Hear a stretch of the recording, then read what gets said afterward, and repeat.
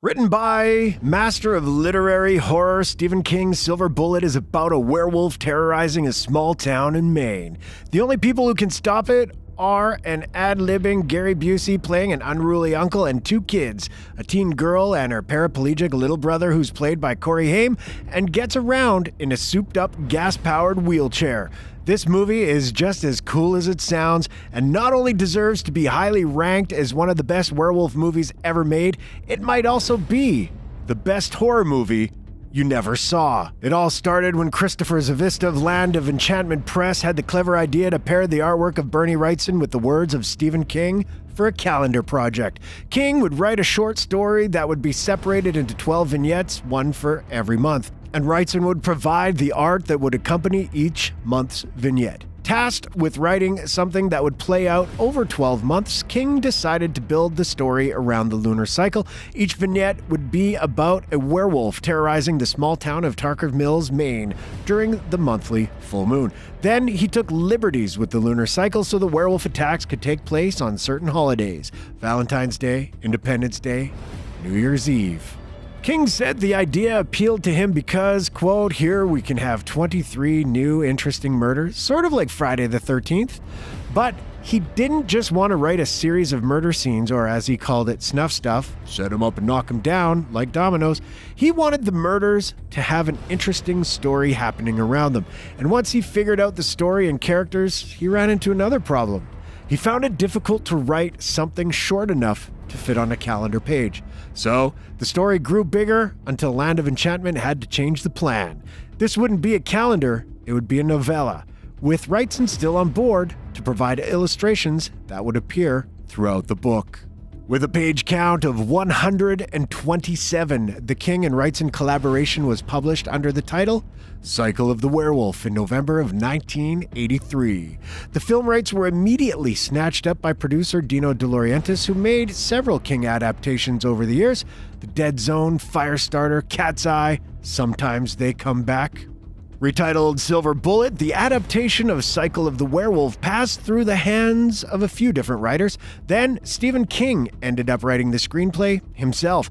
Daniel Attias, who had previously worked as a second assistant director on E.T. the Extraterrestrial and Twilight Zone the movie, was given the opportunity to make his directorial debut with this project. Silver Bullet is very simple, as you would expect from something that originated as an idea for a calendar.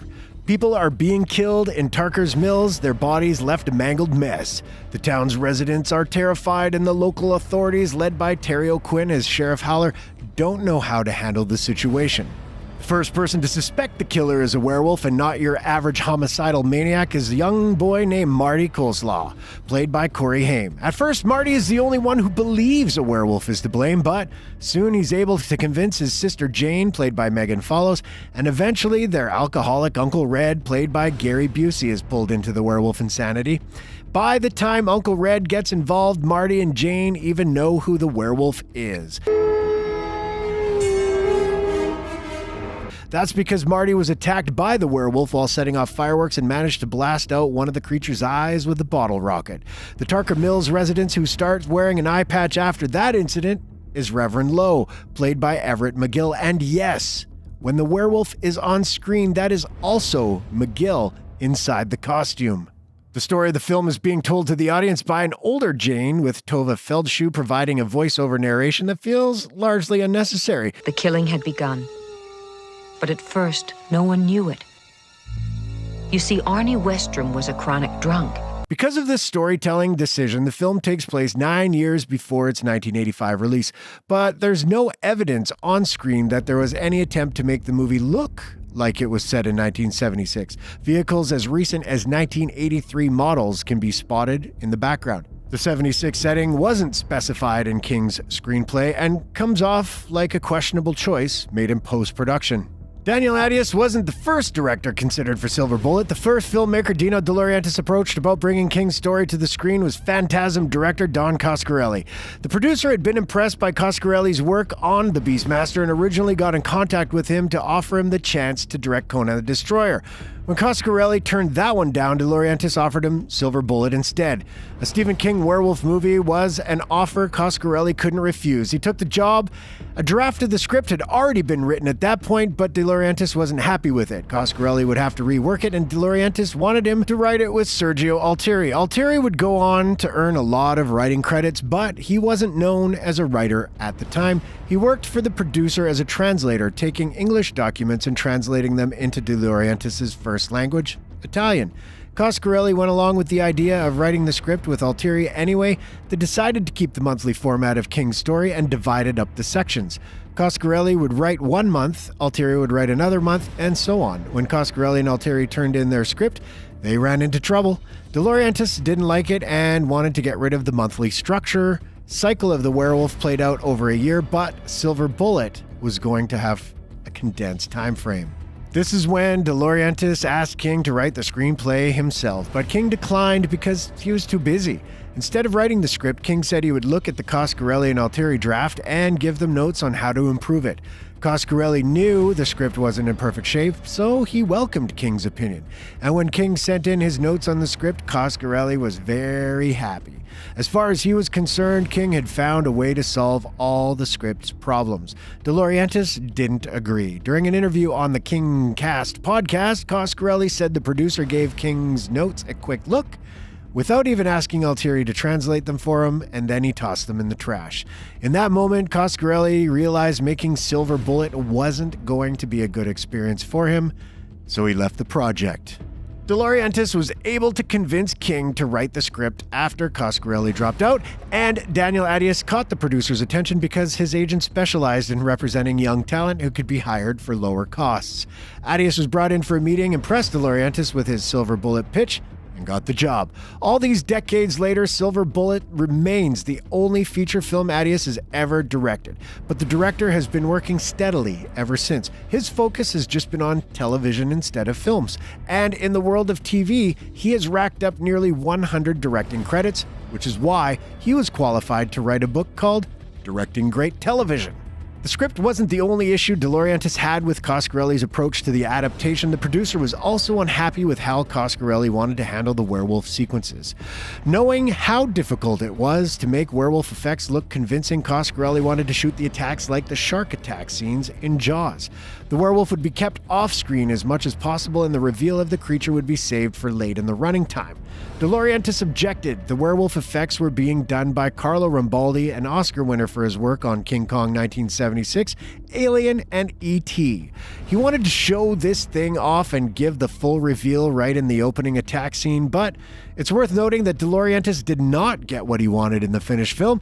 The werewolf attacks are shot just like Coscarelli suggested they should be. The creature is kept off-screen or obscured for most of the movie. We got our best look at it in the climactic scene, and when we do see the full reveal, it's not exactly mind-blowing because werewolves are very difficult creatures to bring to life on screen. It's not surprising that Attias took the Jaws approach to Silver Bullet since he had worked with Steven Spielberg. While making decisions on the set of the film, he would sometimes even ask himself, what would Spielberg do? He also tried to keep the werewolf hidden because he wasn't impressed by Rambaldi's design. It didn't have many animatronics in the face to create expressions, and Attias thought it looked more like a bear than a werewolf. Another challenge Attias faced is the fact that the cinematographer De Laurentiis hired was Armando Nannuzzi, an Italian who didn't speak a word of English. Attias didn't speak any Italian, but he and Nannuzzi did speak a little French, and they were able to communicate in that language. It all worked out in the long run, and Silver Bullet turned out to be a good-looking movie. Nannuzzi was also the cinematographer on the next King adaptation De Laurentiis produced, Maximum Overdrive, a film that was directed by King himself. The cinematographer lost an eye in an accident on the set of that film, but he didn't let that stop him from continuing to do his job.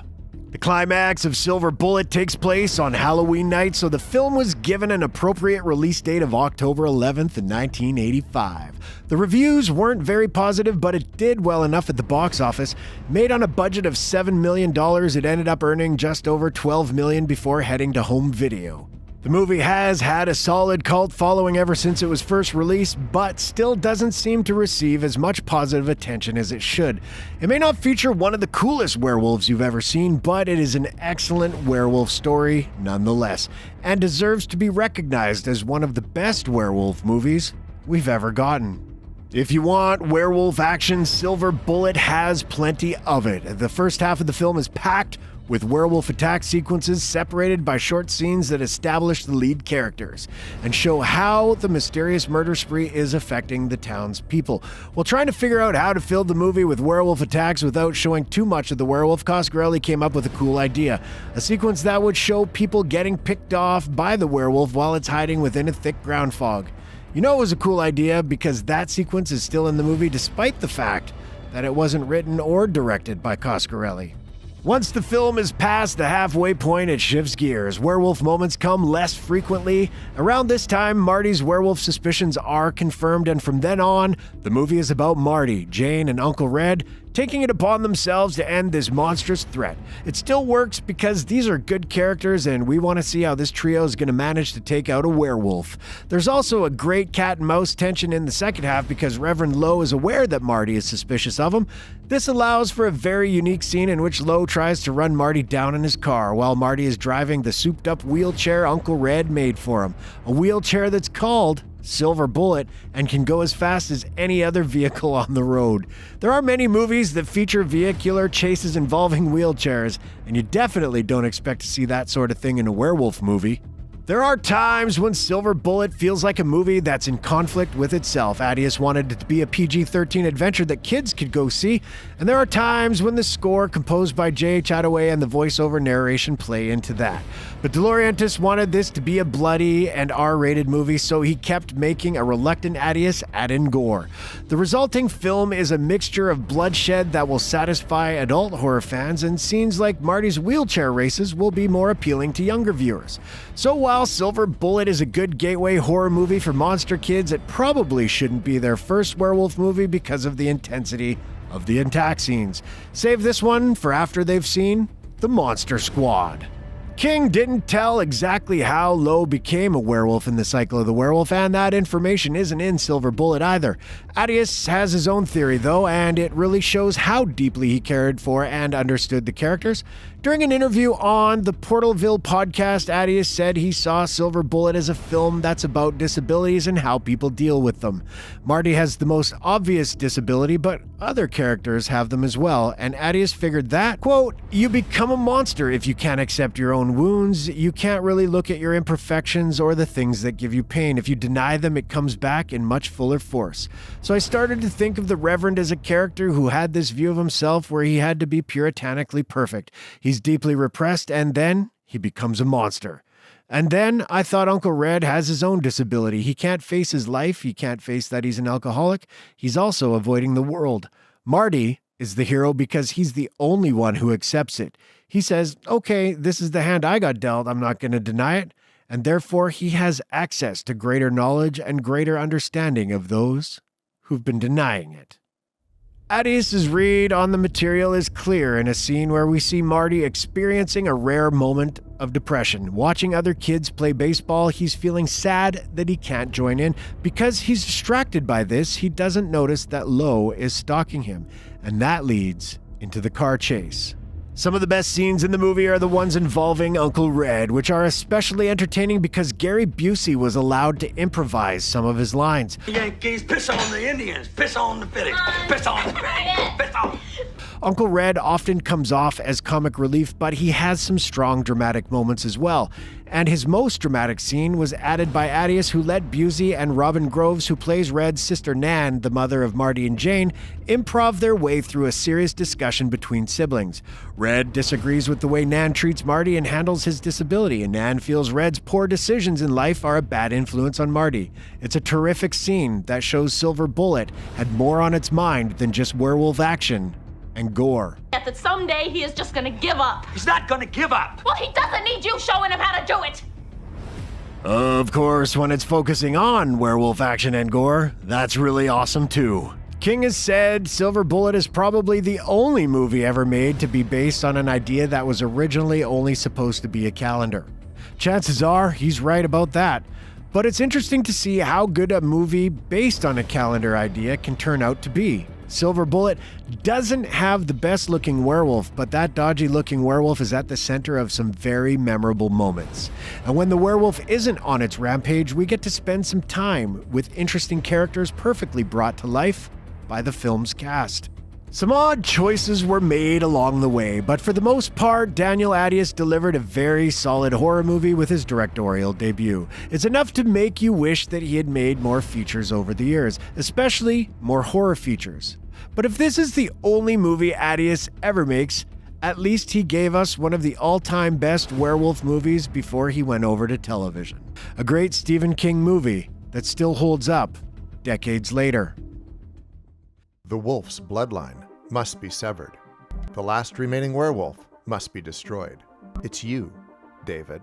These days, horror and comedy are no stranger to each other, with recent films such as Bodies, Bodies, Bodies, Freaky, and the Happy Death Day series. But in the early 80s, the blending of the two genres was practically unheard of. At the time, audiences were flocking to the theaters to get their thriller fix with mass killers and an unhinged man suffering from severe cabin fever. Enter John Landis, who had already established himself as a successful comedic director with The Blues Brothers and Animal House, to change up the formula with 1981's An American Werewolf in London. Today, it's widely regarded as the best werewolf film ever made, and Landis himself calls it his masterpiece. But getting the film made was nowhere easy as he had hoped. If you haven't seen this film, I urge you to check it out. The earliest idea of the film started in 1969, while a then 18-year-old John Landis was working as an uncredited production assistant and assistant director on the film Kelly's Heroes. While filming in Yugoslavia, Landis was being driven to the set when he witnessed a ritualistic gypsy funeral. The deceased man was buried feet first while wrapped in garlic and rosaries to prevent him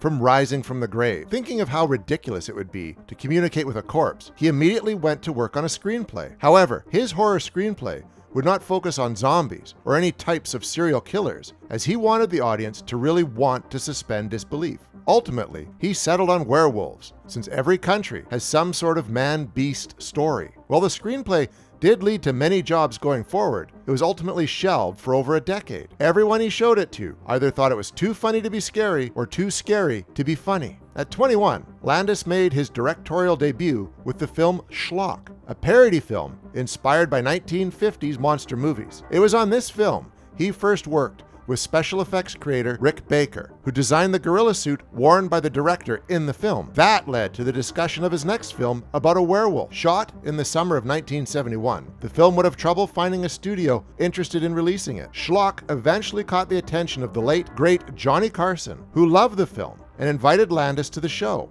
After showing clips of the film, it was released theatrically, but it certainly wasn't a moneymaker. While his next hopeful film wasn't made right away, Schlock gained a cult following and paved the way for him to direct widely received comedies throughout the 70s. After delivering 2 major hits for Universal, the studio execs finally agreed to give An American Werewolf in London the green light. Thrilled to finally have the budget secured, Landis made a phone call to Baker to tell him the good news of getting the band back together. However, so much time had passed since the initial conversation on Schlock that Rick Baker grew impatient and decided to lend his special effects expertise to another werewolf film, beginning production called The Howling. The exchange between the two became a little hairy, to say the least, and ultimately Baker parted ways on The Howling, leaving his protege, Rob Bottin, in charge. When it came to the film's casting, the execs at Universal pushed for Dan Aykroyd and John Belushi for the roles of David Kessler and Jack Goodman, since they were fresh off the Blues Brothers. But Landis urged for unknowns. The lead role of David eventually went to Dr. Pepper commercial star and one-hit disco wonder for the song Makin' It, David Naughton, while Griffin Dunn was cast as his best friend, with the unfortunate fate, Jack.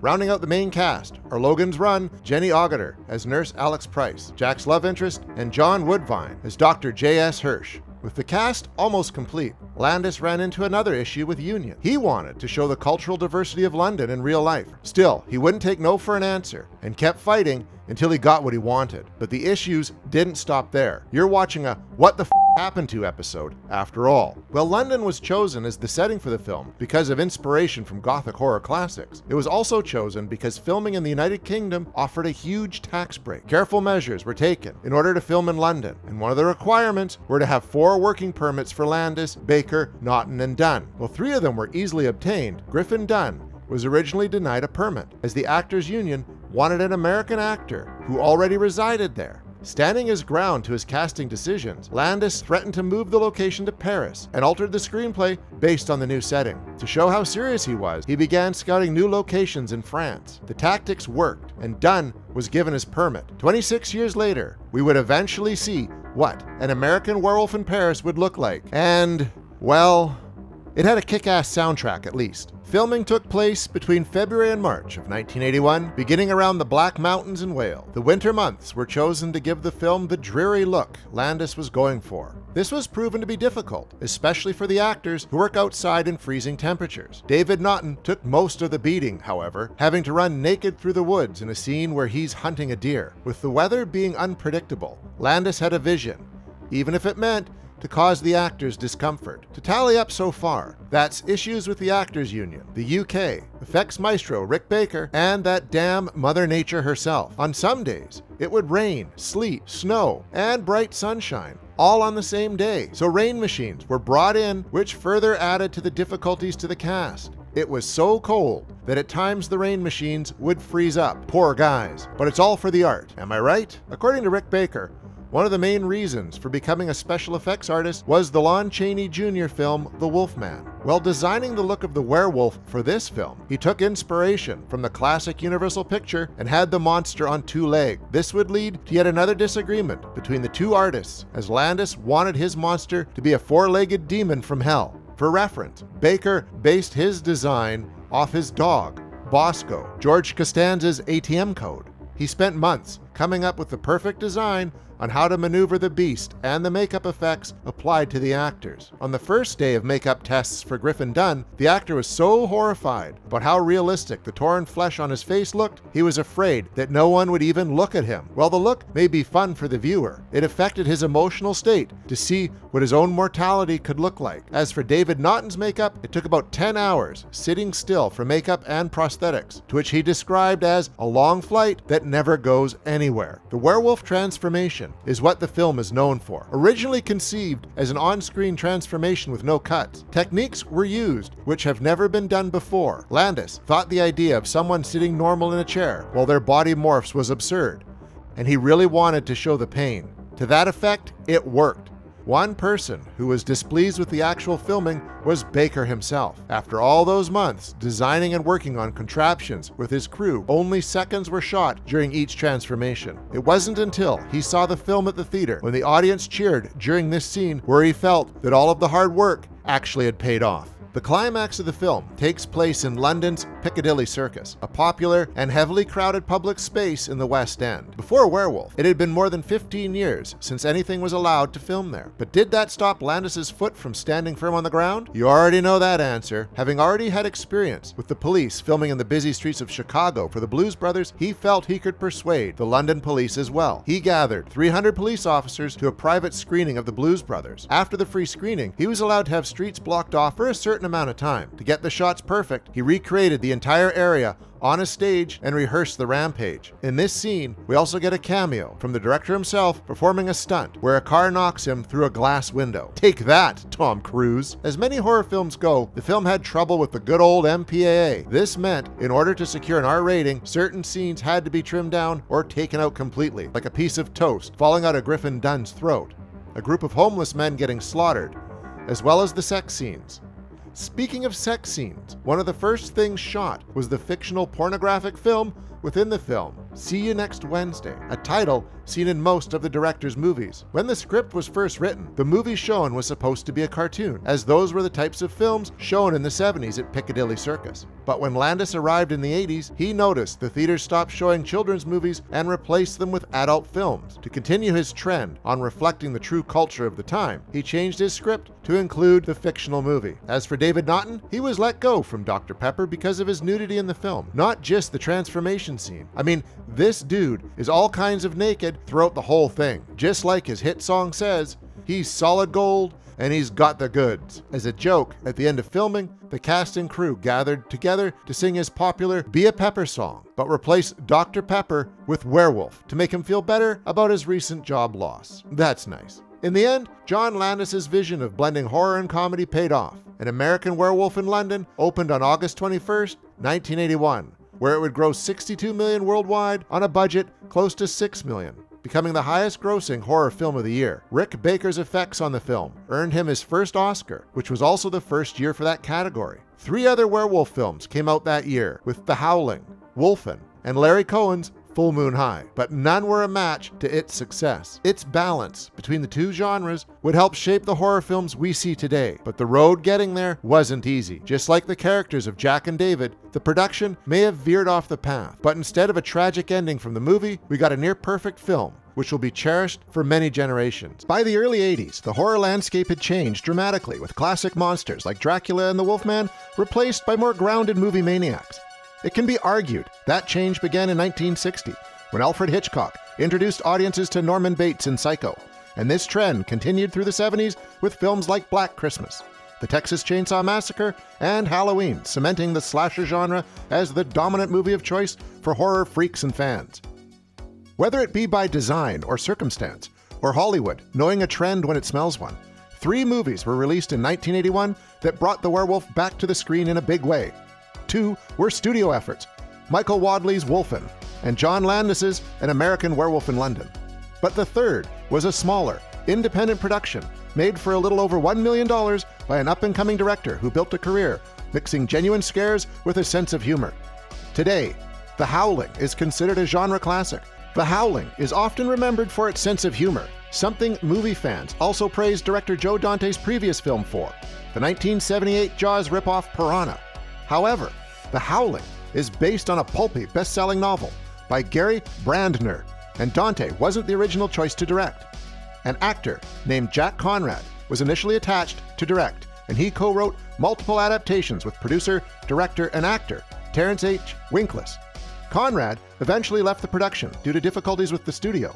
Then fledgling Mini Major, Avco Embassy Pictures, and the drafts he and Winkless wrote were deemed unsatisfactory. Fun fact, Winkless went on to direct episodes of Mighty Morphin Power Rangers. Avco Embassy turned to a hungry young filmmaker who was eager to break out of Roger Corman's New World Pictures, Joe Dante. At that time, he was at Universal Studios working on the 3rd Jaws movie, which was to be a comedy called Jaws 3: People Zero.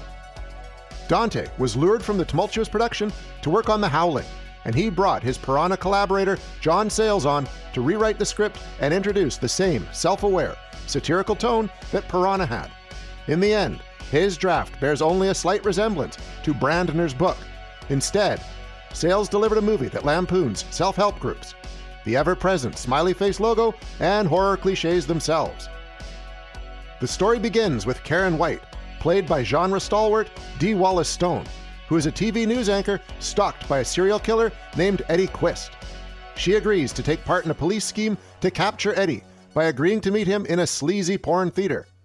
Once inside, Eddie forces her to watch a film of a woman being bound and raped before he allows her to turn around. Karen screams at the sight of him, just as a pair of police officers charge into the theater, guns blazing. Eddie is gunned down and presumed dead. Karen is saved, but suffers amnesia, remembering nothing about what happened in the porn theater. Her therapist, Dr. George Wagner, decides she should attend a retreat of his called The Colony, a secluded countryside resort where he sends patients for treatment. It's from this point on that we follow 2 stories. One, where Karen and her husband Bill are introduced to a strange mix of characters, including a sultry, sex-obsessed woman named Marcia. The other involves Karen's journalism colleagues Terry Fisher and Chris Halloran as they work on an in-depth story about Eddie Quist. These stories cut back and forth and eventually merge in a fun and at times frightening way. And yes, there are werewolves. Lots and lots of werewolves. Watching the film again after so many years, it's striking how much effort Dante, Sayles and company made in keeping the werewolves off screen for as long as possible. Even the marketing for this movie keeps the creatures out of sight, with the poster showing a screaming person clawing through the image. Dante has said the studio was concerned audiences might not want to see a werewolf movie, and consciously kept anything resembling a werewolf out of the marketing in an effort to appeal to the slasher crowd. In an interview called Primal Scream, An Oral History of the Howling, both Dante and Sayles voiced their displeasure about how the book and initial drafts of the screenplay handled the werewolves. Sayles said, quote, "When I looked at the book, my main problem with it was just how obvious it was right away who the real werewolves were. It was the usual. The woman hears a howling at night, and she comes into town the next day, and everybody she talks to says, 'We didn't hear any howling.' And of course, you know they must be the werewolves. We heard that. Everyone with ears heard that." As a result, if the viewer had no idea the howling was about werewolves, they wouldn't actually know for sure until the first werewolf appears on screen at the 42-minute mark, when Bill is attacked by one. From there, it becomes more and more evident this is a werewolf movie, especially during a sequence where Bill is seduced by the nymphomaniac Marcia, in a rather erotic and dramatic sequence. What also makes The Howling unique among werewolf movies, especially at the time of its release, is how self-aware it is. Made a good 15 years before Scream changed the way people watch horror movies, The Howling features characters who actually know what a werewolf is and how to kill one. There's even a sequence where a clip from The Wolfman is playing on television. Michael Fennell, the film's producer, said, quote, "The idea was to make sure that people realized while watching the movie that werewolves are something that's known in popular culture. So we had a clip of the Wolfman in the movie, rather than pretend like, oh my God, a man turned into a wolf. Who ever heard of such a thing? We wanted to make sure that characters in the movie knew that was the thing." There's even a sequence where Terry and Chris go into an occult bookshop to learn more about werewolves and how to stop them. In fact, this same shop is where Chris buys a box of silver bullets just in time for the movie's final act. And yes, the occult shop owner is played by the late, great Dick Miller, who's appeared in a slew of genre films, from Night of the Creeps to The Terminator. The Howling, though, is indeed a werewolf movie, and you can't have a werewolf movie without some groovy transformation sequences. Well, you can, but then your werewolf movie just wouldn't be the same. For the most part, the effects in The Howling hold up really well. There is one very obvious bit of animation at the end of Bill's seduction scene, but otherwise, the work done by Rob Bottin and David W. Allen is a testament to the enduring power of practical special effects, and the big transformation sequence featuring Eddie Quist rivals that Oscar-winning sequence of An American Werewolf in London. Here's another fun fact. Rick Baker, who won the Oscar for An American Werewolf in London, was originally on board to do the effects for The Howling. He left the project to work on An American Werewolf, and Rob Bottin took his place. As for the big transformation scene, in this writer's opinion, it's actually better than the one in An American Werewolf in London. Sure, that scene is great, but there's something in the way Bottin and Dante staged Eddie's change. The use of bladder effects, causing his skin to pulse. His fingers extending into claws and slashing through his flesh. It's gross. It's nasty. It's gory. As a lifelong horror fan, that's what I want to see. There are only a handful of cinematic cuts made during this sequence, but each is to a new close-up featuring a moving effect.